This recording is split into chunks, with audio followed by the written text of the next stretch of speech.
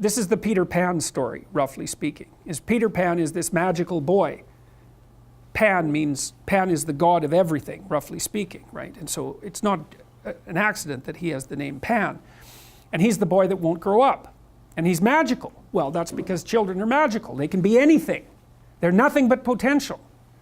And Peter Pan doesn't want to give that up. Why?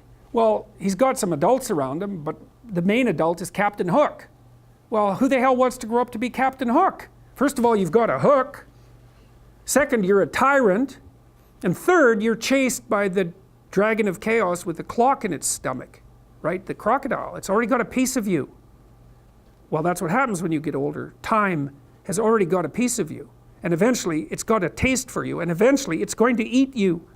And so Hook is so traumatized by that he can't help but be a tyrant. And then Peter Pan looks at traumatized Hook and says, well, no, I'm not sacrificing my childhood for that. So that's fine, except he ends up king of the Lost Boys. In Neverland, well, Neverland doesn't exist, and who the hell wants to be king of the Lost Boys? And he also sacrifices the possibility that he'll have a real relationship with a woman, because that's Wendy, right? And she's kind of conservative, middle class, London dwelling girl. She wants to grow up and have kids and have a life. She accepts her mortality, she accepts her maturity. Peter Pan has to content himself with Tinkerbell.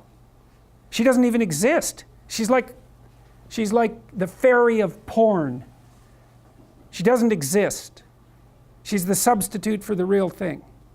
And so, but the dichotomy that you're talking about is very tricky, because there's a sacrificial element in maturation, right? You have to sacrifice the pluripotentiality of childhood for the actuality of a frame.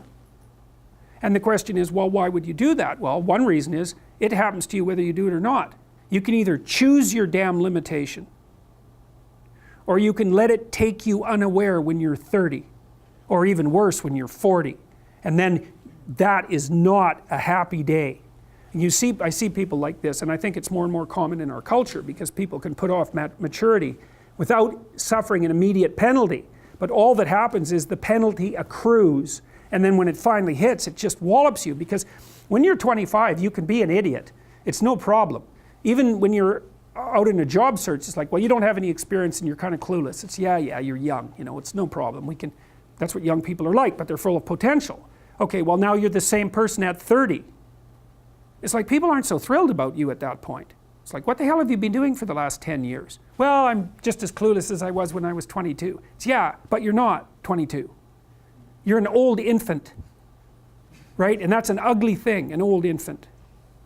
So part of the reason you choose your damn sacrifice, because the sacrifice is inevitable, but at least you get to choose it. And then there's something that's even more complex than that in some sense, is that the problem with being a child is that all you are is potential, and it's really low resolution. You could be anything, but you're not anything. So then you go and you adopt an apprenticeship, roughly speaking, and then at least you become something. And when you're something, that makes the world open up to you again. Like if you're a really good plumber, then you end up being far more than a plumber, right? You end up being a good employer. Not that plumbers, I'm not putting plumbers down. It's like more power to plumbers. They've saved more lives than doctors. So, hygiene, right? So, if you're a really good plumber, well, then you have some employees, you run a business, you train some other people, you enlarge their lives, you're kind of a pillar of the community, you have your family.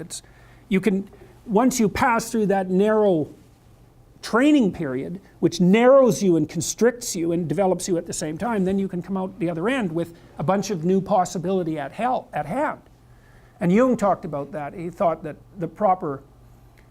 part of the proper path of development in the last half of life was to rediscover the child that you left behind as you were apprenticing. And so then you get to be something and regain that potential at the same time. Very, very smart. Well, he was very, very smart, so that's very wise thing to know. So, yep. Sacrifice. We'll talk more about that too. You get to pick your damn sacrifice. That's all. You don't get to not make one. So you're sacrificial whether you want to be or not. That's a good thing to know as well.